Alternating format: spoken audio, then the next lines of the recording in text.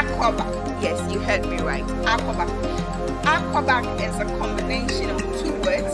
The Ghanaian Akan word aquaback means welcome, and the English word back or return. Aquaback simply means welcome back. Yes, welcome back to Ghana, my home, your home, and our home. Now, if you're living in Ghana and you want the easiest way to identify your tourist sites in your comfort zone, then I'm your host. But, if you're coming back from abroad and you want the best of hospitality, today be the median edition of Aquaback to visit the brave son of the land, the Osadeful Dr. Kwame Nkrumah, right here in Accra, the capital city of Ghana, in the Kwame Nkrumah Museum. Yes, we are here to visit the brave son of the land.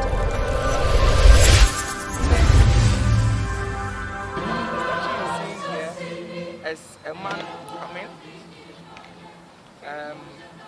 normally in the south, we dress like this and we play this kind of drums.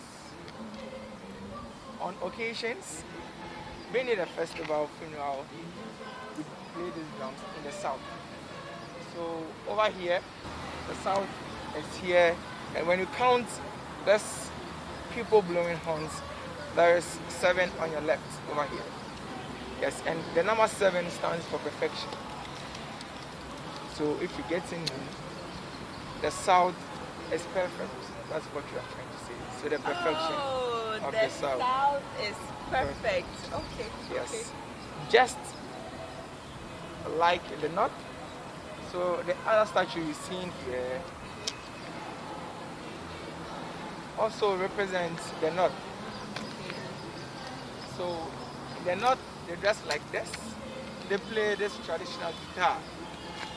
Okay, so also there's 7 statues over here. Says the perfection of the north. So the north and south at a particular program means the unity of the country, and the perfection of both the north and south means the perfection of the country. So that is what we have down here. I'm impressed, but 7. Well, the number 7 yeah. stands for perfection. Perfection. So the perfection of the south and the perfection of the north. You were saying earlier about the east and west. So in Ghana, the south and the north that we are representing here represent both the south and the south and north, east and west. Because on the map we just have just the north and the south. On the map, we just have south. If you are getting what I'm saying, yes. Just divide the map into 2 straight to the north and the south. I'm impressed. We have great culture. So over here, what you have right in front of you is a statue of Dr. Kwame Nkrumah, and also the place Dr. Kwame Nkrumah to declare Ghana independence. So let's go close. The man is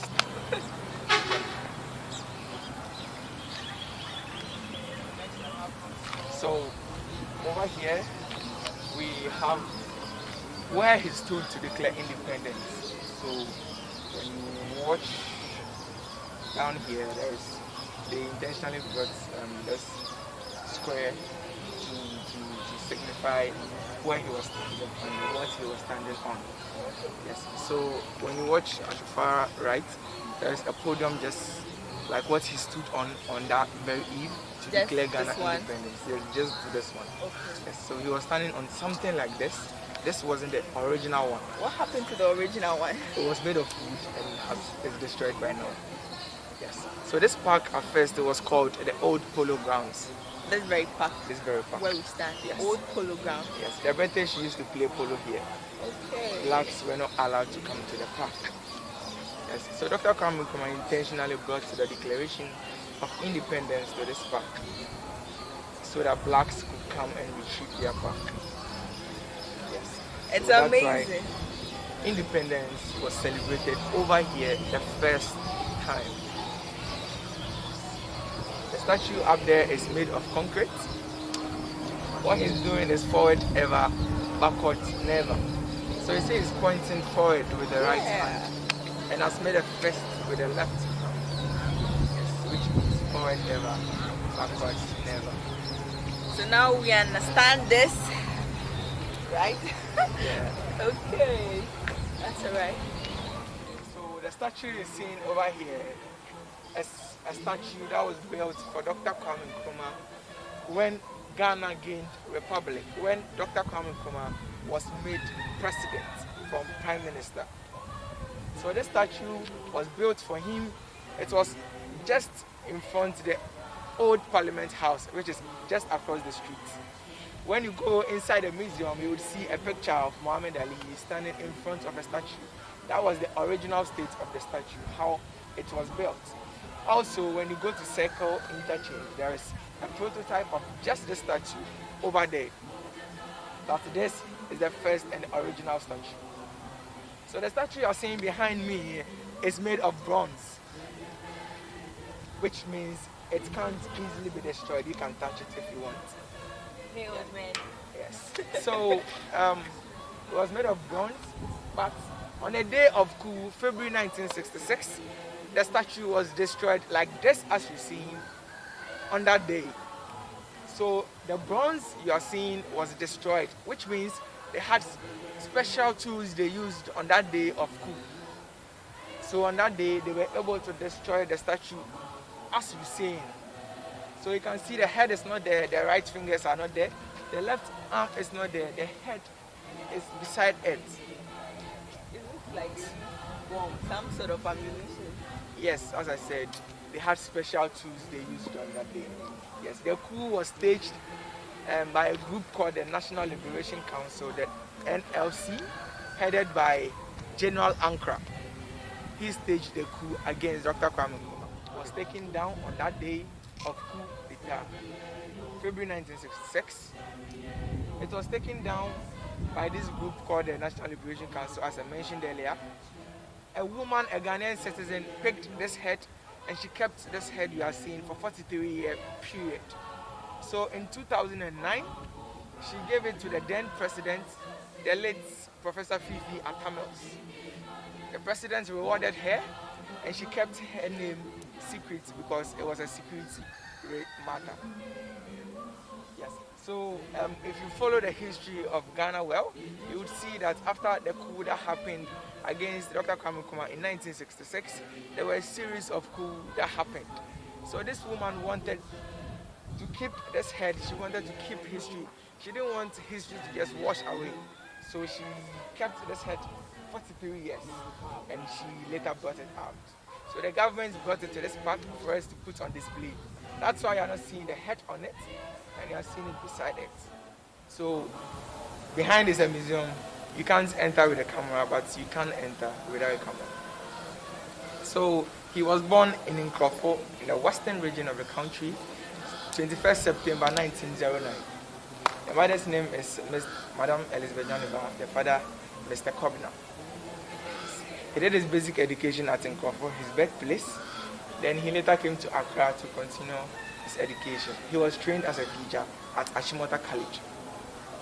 Yes. After he taught in Ghana for 3 years, then he later had a scholarship to continue his education outside the country. So he went to Lincoln University, he went to University of Pennsylvania. In completion, he had an invitation by the Big Six, which is the UGCC, the United Gold Coast Convention. Yes, they invited Dr. Kwame Nkrumah to help the race of independence.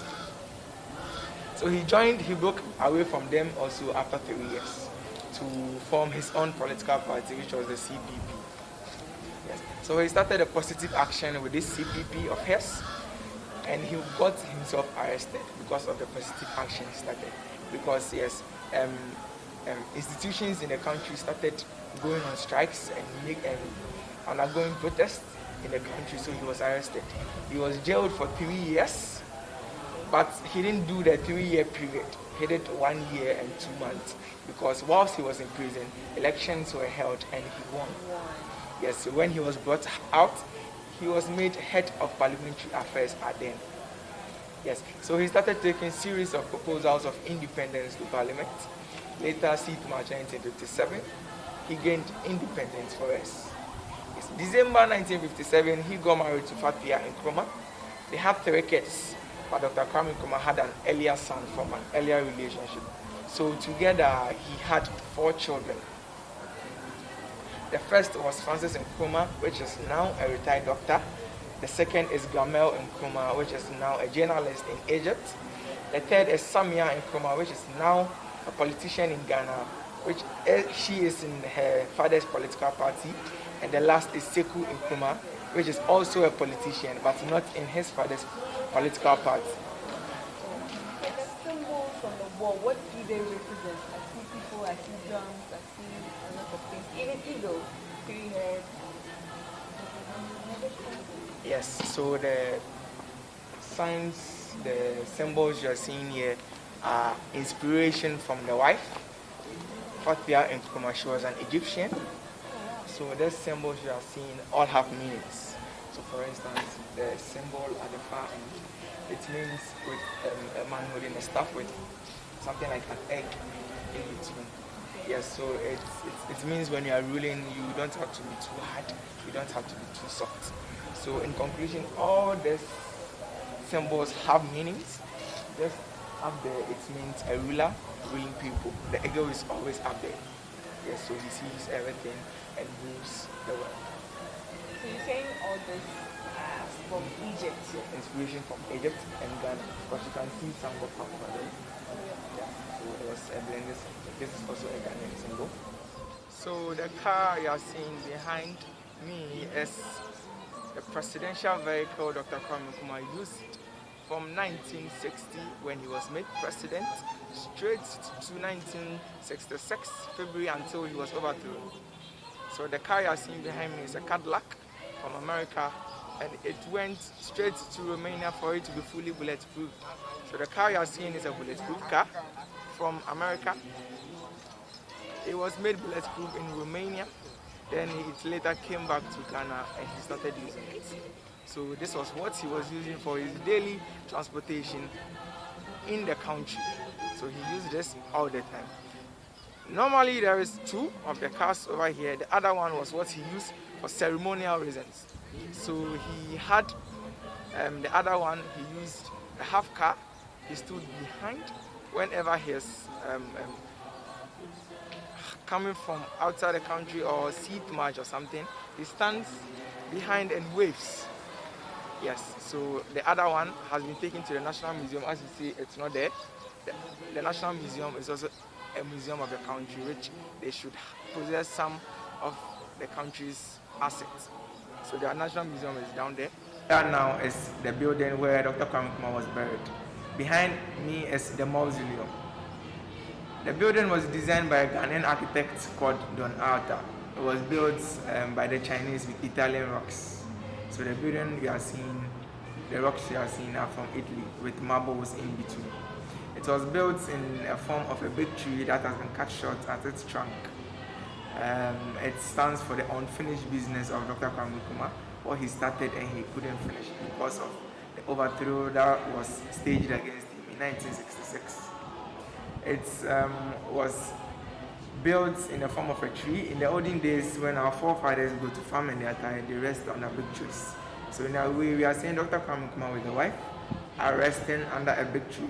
And also, it was built in the form of a sword that has been turned.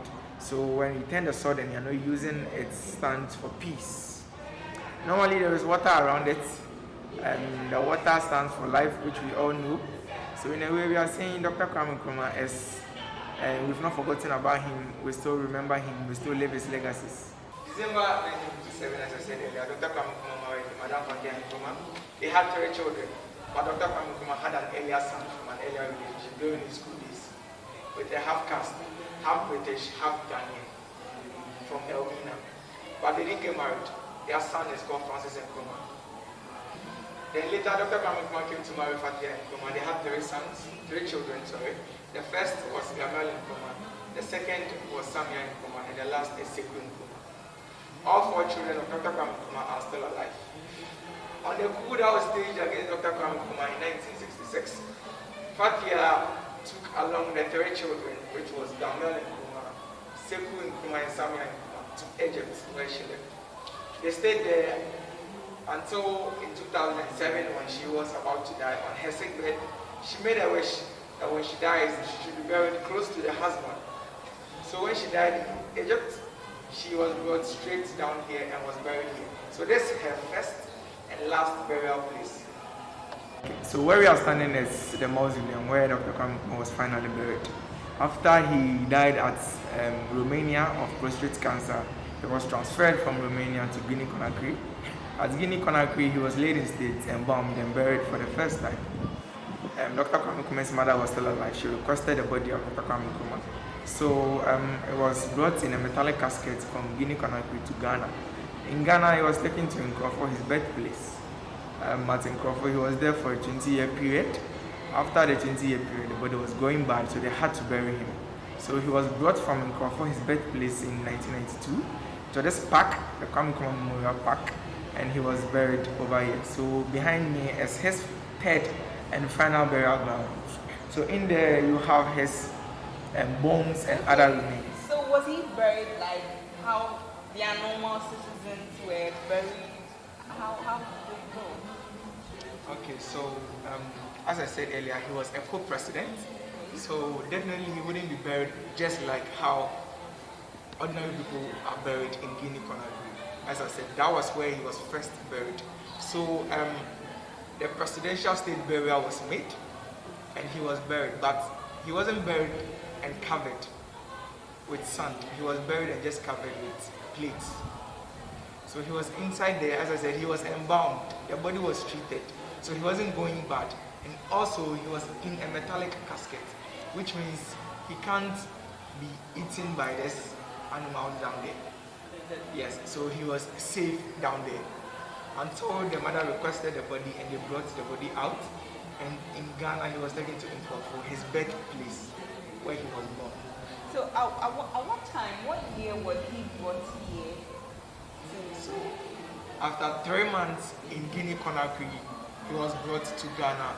To Ghana, he was taken to Nkrumah. And in Nkrumah, he was there for a 20-year period. Oh, wow, that's some number of years. So after the 20 years, the body started going bad because the treatment wasn't continuing. So the body had to be buried. So he was transferred from Nkrumah to this park. So this is like casket. It's in caskets and there's sand, or it's still being embalmed? The body wasn't embalmed again in Ghana. Yes.